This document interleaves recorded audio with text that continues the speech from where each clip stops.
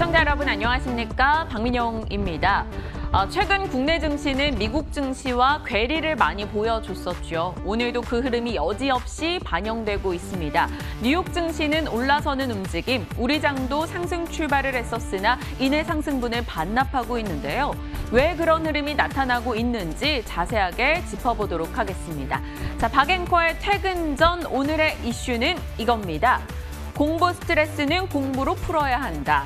이 말은즉슨 다이어트 스트레스는 다이어트를 해야 풀리듯이 공부 스트레스도 공부를 해야 풀린다.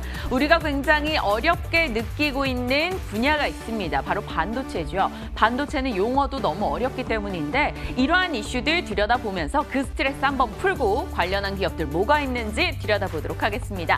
이 시각 시장 흐름 어떻게 진행되고 있는지도 함께 열어볼게요. 박앵커의 퇴근 전 시작합니다.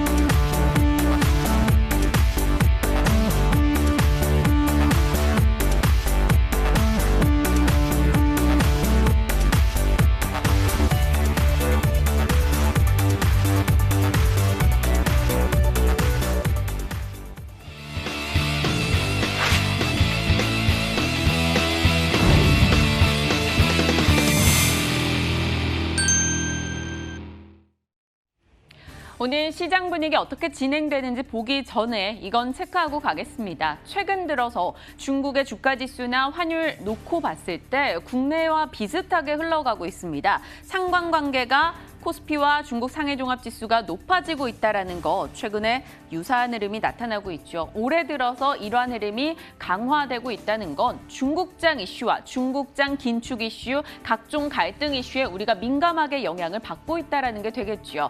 오늘도 상해종합지수가 1% 이상 하락하고 우리 지수 고스란히 영향받고 있습니다. 현재 진행 상황 들여다보죠. 코스피 오늘 미국장의 움직임 영향받아 출발할 때만 해도 분위기 나쁘지 않았었습니다. 일각에서 기대를 많이 가졌었죠. 우리 시장을 뒤흔들었었던 장기 국채금리가 나름의 안정을 찾고 또 인프라 투자 확대에 대한 수혜 기대, 미국장이 올랐으니 우리도 올라가겠지 했는데 그 상승분을 중국 증시와 함께 같이 내주는 모습이 포착되고 있습니다.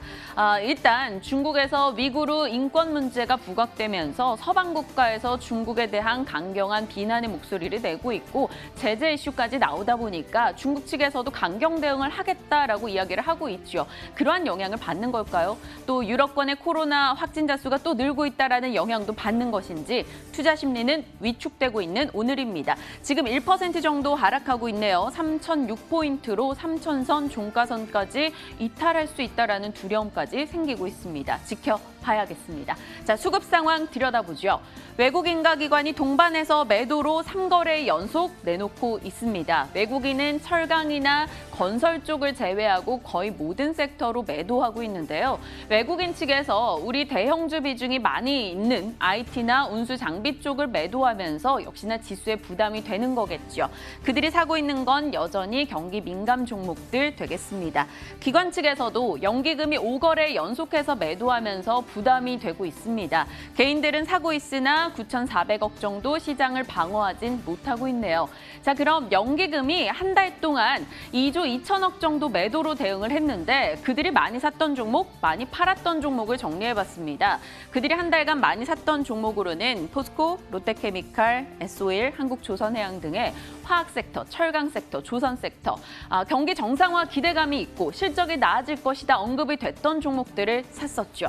반대로 한 달 동안 연기금이 많이 팔았던 쪽은 K배터리는 연기금이 다 갖다 팔았나 봐요. 삼성 SDI, SK이노베이션, LG화학 매도 했고요. 삼성전자로는 1조 원 이상의 매도 금액이 나왔습니다. 이렇게 놓고 봤을 때 눈에 띄는 게요. 이 매수했던 상위 5개 종목을 다 합친 매수 금액이 LG화학 한 종목 매도 금액만큼도 안 됩니다. 그만큼 매도 강도가 더 강하다라는 걸 확인할 수가 있겠죠. 연기금은 아직도 매도 쪽으로 기틀을 잡고 있다는 게 되겠습니다. 자, 수급적인 흐름을 봤고요. 시가총액 상위 종목 어떨까요?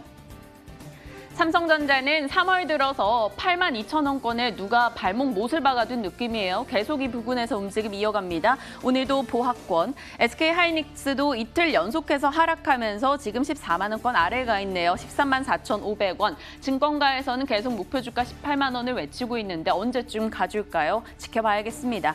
네이버도 오늘 2.6% 밀려나고 있고요. LG화학 3.7%, 그리고 삼성 SDI나 SK이노베이션도 3거래 연속해서 3% 내외 낙폭을 키워나가고 있습니다. 지속적으로 이 완성차 업체들이 배터리 자체 생산할 거야 이런 식의 선언을 하는 것, 그에 대한 부담을 안고 있는데요. K배터리 괜찮을 거야 라고 증권가에선 계속 긍정의 리포트를 내고 있으나 그들은 여전히 쇼크는 쇼크다라는 평가도 함께 나오면서 부담이 되고 있습니다. 자, 이렇게 시장 분위기 살펴봤고요. 개별 특징주도 한번 들여다보면 GS건설 오늘 흐름이 양호합니다. 최근 들어서 건설주들의 분위기가 괜찮은데요. 다 선거 이슈도 있겠죠. 사실 보궐선거나 대선 등의 선거 이슈가 있다 보면 이러한 시기에는 계속해서 부동산 공급 대책 이런 쪽에 초점이 맞추기 마련입니다. 재개발, 재건축 이런 것들이요. 그러다 보니까 선거 시즌에는 계속해서 건설주 변동이 나오기 마련이고요. 최근의 분위기는 조금씩 개선되고 있습니다. 일단 선거 관련 모멘텀, 오세훈 후보 범야권의 단일 후보로 선출됐다는 소식이 전달되면서 그가 내세웠던 공약 중에 건설주 많이 기대할 수 있지 않겠느냐 이런 얘기가 나오는데요.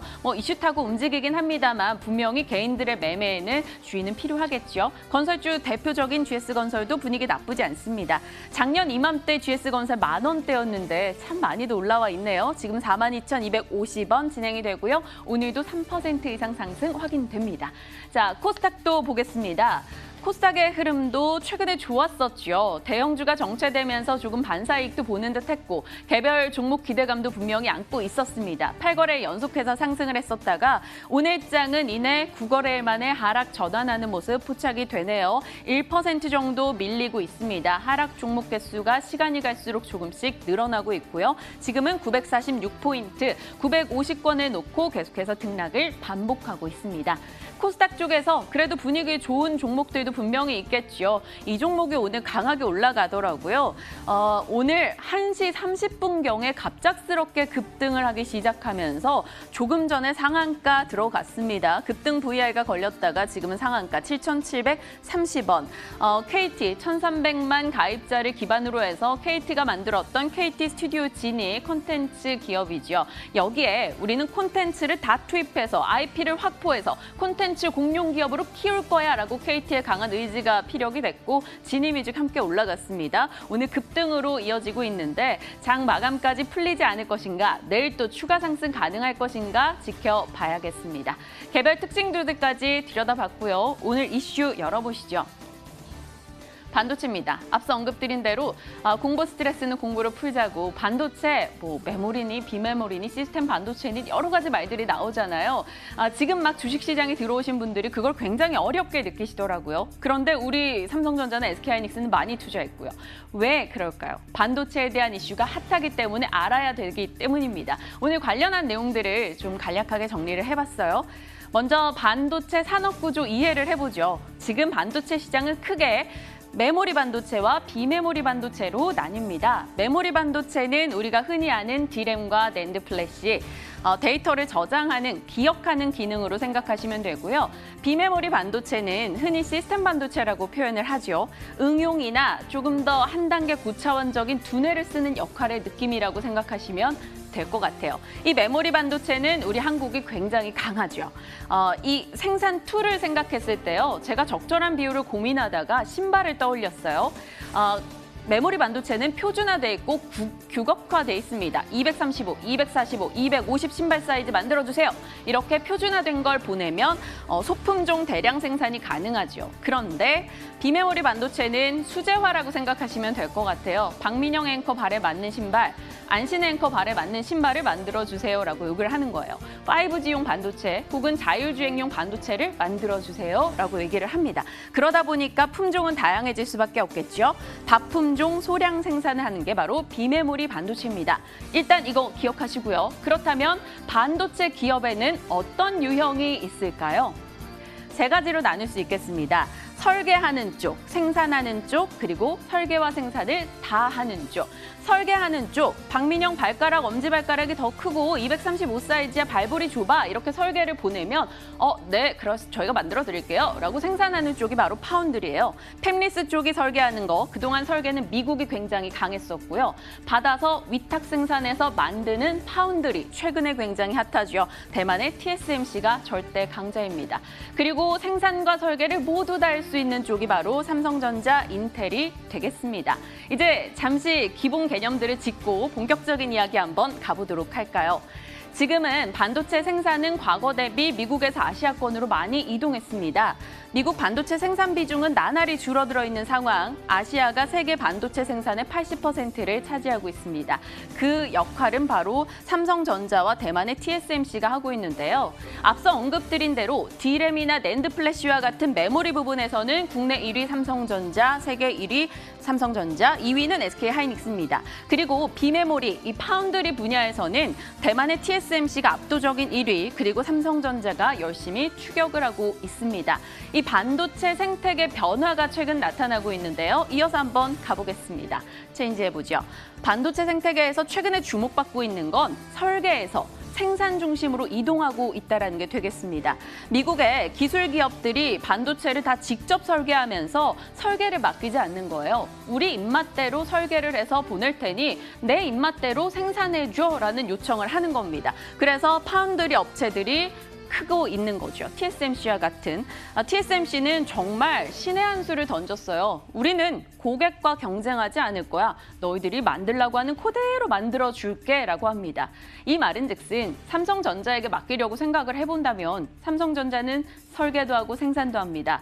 우리가 설계 자료를 보냈을 때 기술 유출에 대한 걱정을 조금이라도 하지 않을까요? TSMC는 그러한 걱정이 좀 덜하다라는 거죠. 그저 맡기는 대로 만들어주니까. 그래서 TSMC는 장비도 더 많이 확보되어 있기 때문에 매력도가 점점 올라가고 있는 겁니다. 여기에 대해서 많은 차이가 났고 결국 삼성전자도 이걸 인지하고 최근에 급격하게 투자를 늘리고 있습니다. 삼성전자, 우리 쌓인 현금을 공격적으로 투자할 거야. M&A에도 적극적으로 나설 거야라고 입장을 밝혔습니다. 추격을 하겠다라는 거죠. 그런데 TSMC도 가만히 있진 않겠죠. 우리 올해 설비 투자 31조 할 거야. 작년보다 60% 이상이나 많은 수치. 그만큼 이 파운드리 시장을 꽉 잡기 위해서 그들 또한 내달립니다. 반도체 시장의 변화는 이제 설계에서 생산 쪽으로 많이 가고 있다는 점을 기억하시고요. 여기에 한몫을 하고 있는 게 바로 공급 부족 사태로 벌어진 반도체 내셔널리즘이 되겠습니다. 앞선 이야기를 요약해보면 결국에는 생산 쪽으로 가고 있고 많은 이들이 생산 투자에 뛰어들고 있다인데 여기에 바로 불을 지핀 게 바로 반도체 내셔널리즘 되겠습니다. 최근에 반도체 업계 가장 핫한 이슈가 바로 공급 부족이지 않습니까? 공급 부족이 나오다 보니까 각국의 수장들이 이런 얘기를 합니다. 한국에서는 우리 메모리 반도체 강한데 시스템 반도체까지 꽉 쥐면 결국 우리가 반도체 강국이다. 투자해. 이런 입장이고요. 미국에서도 반도체는 21세기 편자의 못이다. 370억 달러 예산 편성해 줄 테니까 투자해. 우리 반도체 생산 늘려. 이렇게 나오고요. 중국에서는 심장과 같다고 표현을 했습니다. 그리고 EU에서도 10년 안에 반도체 생산 2배로 늘려야 한다. 점유율 올리자라고 입장을 내놓고요. 이 말은 즉슨 모든 반도체 업체들 국가에서 투자를 해서 많이 이 산업을 키우겠다라는 겁니다. 그러면 어디가 웃을까요? 당연히 이렇게 대표적인 반도체 업체들도 괜찮겠지만 반도체 소재 부품 장비 업체들도 가만히 웃을 수밖에 없겠죠. 일단 순서로 친다면 장비 들어가고 부품 들어가고 소재 들어가니까 먼저 장비주가 반응을 했습니다. 이 국내 반도체 업계에서는 올해 세계 시장 놓고 봤을 때 국제 반도체 장비 시장 규모는 무려 81조 원이 될 거야라고 전망하기도 했습니다. 한국의 반도체 장비 업체들 상장돼 있는 사들 약 100여 개 1년 평균 상승률이 무려 80%나 됐고요. 강한 반응을 보였었죠. 하나투자증권에서는 파운드리만 성장하고 있는 지금 상황을 놓고 봤을 때 우리가 주목해야 되는 종목들은 이렇다. 삼성전자, 원익 IPS, LB세미콘, 한미반도체 등 조정시 매수 관점으로 대응하자 의견을 내놨습니다. 반도체, 파운드리 관련한 장비주 꼽아봤는데요. 그럼 박앵커의 뇌피셜에서도 질문을 던져봐야겠죠. 보시죠. 반도체 장비주 지금 사도 괜찮을 종목 있나요? 라고 여러분께 질문을 보내봤습니다. 유한타증권 한상혁 과장, APTC 좋아 보여요. 그리고 레몬리서치 김민수 대표, 탑픽은 유니센과 원익QC입니다. 유진투자증권 김용재 부장, GST 관심 있습니다. 한국경제개발원의 황주명 대표, 옵트론텍 괜찮아 보여요. 네, 정말 고민을 줄여보고자 질문을 드려도 언제나 고민은 늘어납니다. 선택지가 너무 많죠. 저는 사실 한두 종목은 겹칠 줄 알았는데 각각의 종목을 이야기해 주셨어요. 여러분들은 어떤 종목에 관심을 두고 있습니까? 박앵커도 열심히 고민해서 다음번에 반도체 장비주 좀 괜찮아 보이는 종목 도전해 보도록 하겠습니다. 오늘은 반도체 산업에 대한 이야기 나눠봤네요. 박앵커의 퇴근 전이었습니다.